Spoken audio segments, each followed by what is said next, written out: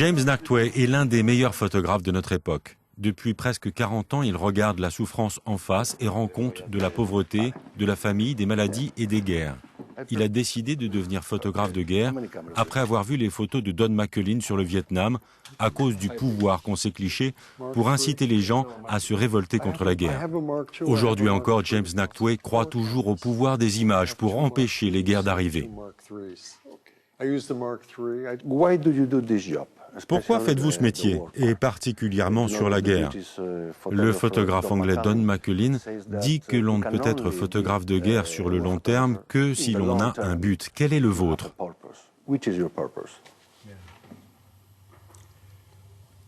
Because people have to know what's going on in the world. Les gens doivent savoir ce qui se passe dans le monde. Quand il y a un conflit, il y a tellement de choses en jeu pour les personnes impliquées et pour le reste du monde. Les photos peuvent montrer la propagande politique qui entoure un conflit. Une propagande qui permet à ceux qui font la guerre de justifier son existence. Mais les photographes sont sur le terrain. Ils voient ce qui arrive à des êtres humains. Ils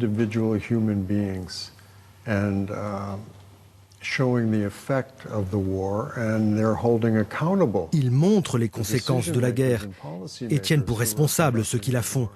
C'est une façon pour l'opinion publique de faire pression pour que cela change. Public opinion can be brought to bear to pressure change. Pensez-vous qu'une photo puisse être un remède contre la guerre?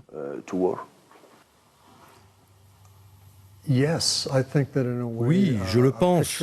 Dans un sens, une photo qui montre le vrai visage de la guerre, c'est une photo contre la guerre.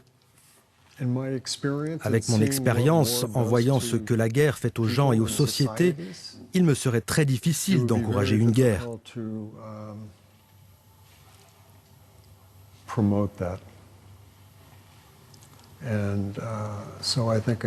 Je pense que les photos qui montrent le vrai visage de la guerre sont une médiation contre ceux qui l'utilisent comme un moyen politique.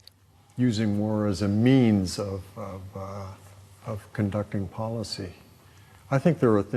pense qu'il y a des valeurs pour lesquelles nous devons nous battre dans la vie et je pense que les gens doivent se défendre eux-mêmes, mais je pense aussi que nous devrions être au courant de ce qu'apporte la guerre. Quelles sont les conséquences inévitables des conflits sur les hommes? Nous ne devons jamais l'oublier et nous devons y penser avant d'entamer une guerre.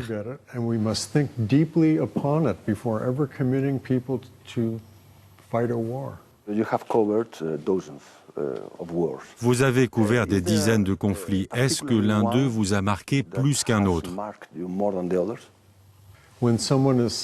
Quand quelqu'un souffre, quand c'est une victime, il est difficile de dire qu'un tel est plus important qu'un autre. Je pense que toutes les victimes sont aussi importantes les unes que les autres. Mais le génocide au Rwanda fut tellement extrême qu'il est très difficile pour moi de le comprendre.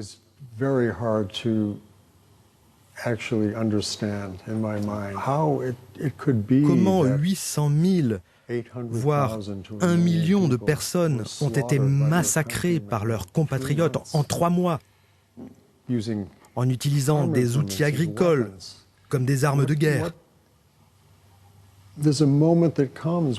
Quand un homme prend une machette ou une hache pour fendre la tête d'un innocent, qu'est-ce qui l'autorise à faire ça à son voisin? Je ne peux pas comprendre.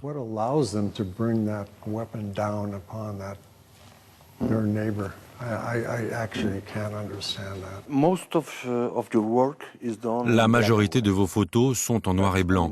Si votre but est de montrer la réalité n'est pas en noir et blanc mais bien en couleur. Pourquoi utiliser le noir et blanc alors? C'est vrai, le noir et blanc n'est pas réel, c'est abstrait.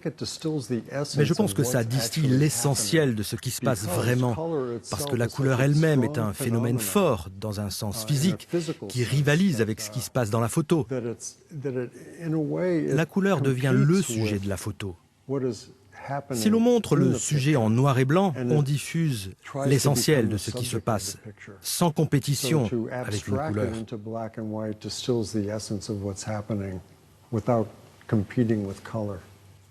Qu'est-ce qui fait la différence entre une bonne image et une icône? Qu'est-ce qu'une image symbolique?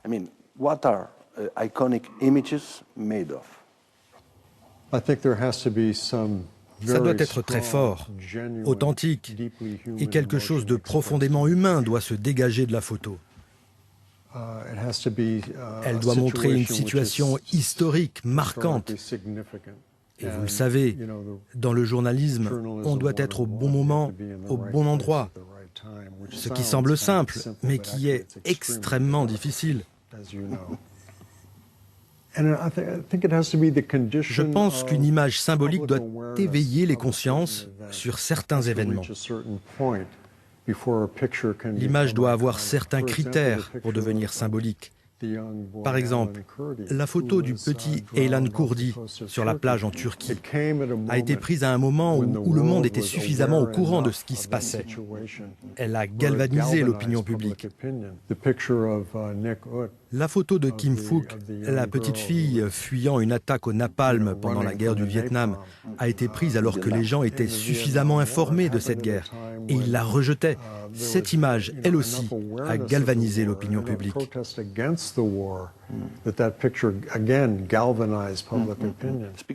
À propos de l'impact fort des images et de l'information de masse, vous savez que les éditeurs hésitent souvent à montrer ce type d'image.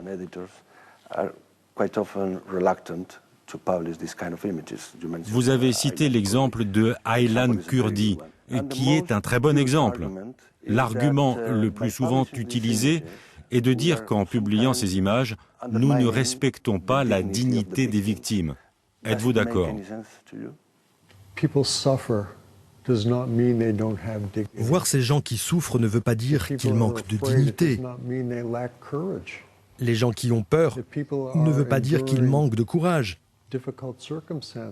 Les gens qui endurent des situations difficiles ne sont pas dénués d'espoir.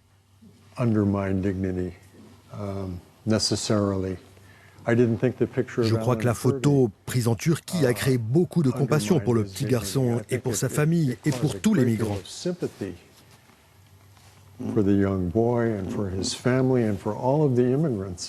Et si cette photo manquait de dignité, si elle ne montrait pas le sacrifice qui a été fait, cette photo n'aurait pas eu l'effet qu'elle a eu. Well, James Natwe, thank you very much. It's been a real pleasure to talk to you. And take care. You're welcome. Thank you very much.